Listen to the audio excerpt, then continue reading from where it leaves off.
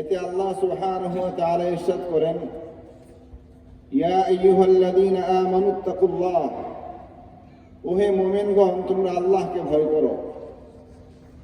ওয়া কুনু মা'আস সাদিকিন, এবং নেককারদের সাথে তোমরা ওঠা বসা করো।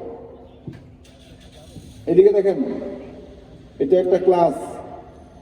মেহেরবানি করে অল্প সময় বসবেন, কিছু শিখবেন, আমল করবার চেষ্টা করবেন, ঠিক আছে ইনশাআল্লাহ? আল্লাহ তাআলা ঈমানদারদেরকে বলছেন আল্লাহকে ভয় করার জন্য। কাকে? আল্লাহ। বলেন না কাকে? আল্লাহ। বলেন কাকে ভয় করার জন্য? আল্লাহ তাআলাকে। সবাই বুঝে নাই মনে হয়। কাকে ভয় করার জন্য? আল্লাহকে। ওয়া কুনু মা'আস সাদিকিন, এবং সত্যবাদীদের সাথে থাকো, নেককারদের সাথে থাকো। আল্লাহকে ভয় করার জন্য নির্দেশ দেওয়া হয়েছে। সহকারী নির্দেশ হলো নেককারদের সাথে থাকা। এই জন্য আল্লাহ ওয়ালারা বলতেন, উহিব্বুস সালিহিনা ওয়া লাস্তু মিনহুম লাআল্লাল্লাহা ইয়ারযুকুনি সালাহা। আয় আল্লাহ, আমি নেককারদেরকে মহব্বত করি, ভালোবাসি। যদিও আমি নেককার নয়, এই কারণে মহব্বত করি যেন এই মহব্বতের কারণে আমিও নেককার হতে পারি। সুবহানাল্লাহ। নেককারদেরকে মহব্বত করা হয় কেন? নিজে নেককার হওয়ার জন্য। শেখ সাদি রাহিমাহুল্লাহ তাআলা উল্লেখ করেন, গোলে খুশবু এদর হাম্মামে রোজে, গোলে খুশবু এদর হাম্মামে রোজে, রসিদ আজ দস্ত মাহবুবে বদস্তম বদু গুফতম, কে মিশকে আবিরে কে আজবো দিলাওয়িজে তুমস্তম বদু গুফতম, কে মিশকে আবিরে কে আজবো দিলাওয়িজে তুমস্তম বগুফতামন, গোলে না চিজে বুদাম ওয়ালাকিন মুদ্দতে বাগুল নশিস্তাম। একদা স্নানের আগারে বসিয়া হেরিনু মাটির ঢেলা, হাত নিয়ে তারে শুকিয়া দেখিনু রয়েছে সুবাস মেলা। কহিনু তাহারে কস্তুরী তুমি, তুমি কি আতর দান, তোমার গায়েতে সুবাস ছড়ায় তুমি কি গুলস্থান। কহিনু মোরে আমি ওসব কিছু নহি, আমি অতি নিচু মাটি, ফুলের সহিত থাকিয়া তাহার সুগন্ধে হইনু খাটি। সুবহানাল্লাহ ওয়া বিহামদিহি। এক ভদ্রলোক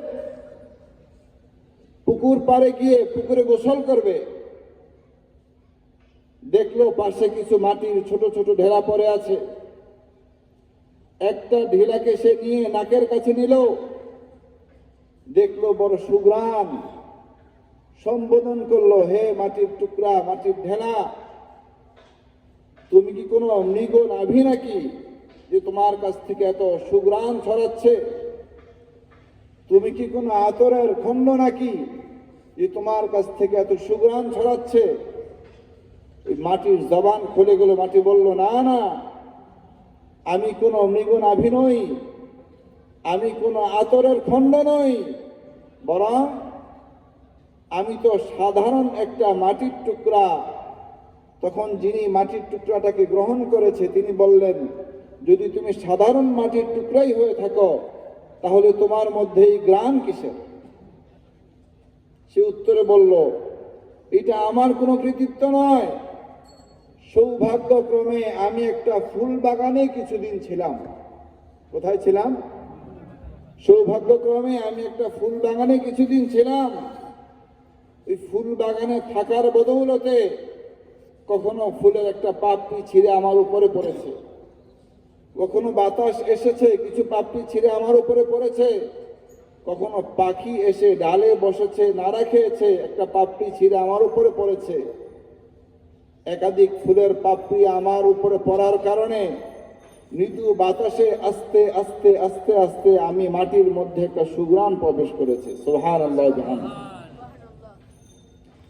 এই জন্য আল্লাহ সুবহানাহু ওয়া তাআলা কোরআনে কারীমের এই জায়গায় মুমিনদেরকে সম্বোধন করে এই কথাই বলেছেন, ইত্তাকুল্লাহ, তোমরা আল্লাহকে ভয় করো, ওয়া কুনু মা'আস সাদিকিন, সত্যবাদীদের সাথে, নেককারদের সাথে তোমরা উঠা বসা করো।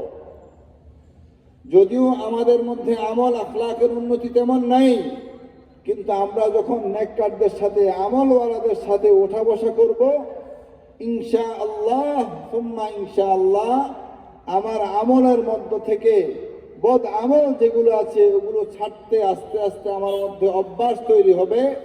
নেক আমল করার জন্য আমার মধ্যে যৌক, শৌক আর আগ্রহ পয়দা হবে। নিয়ত আছে তো ইনশাআল্লাহ? ইনশাআল্লাহ।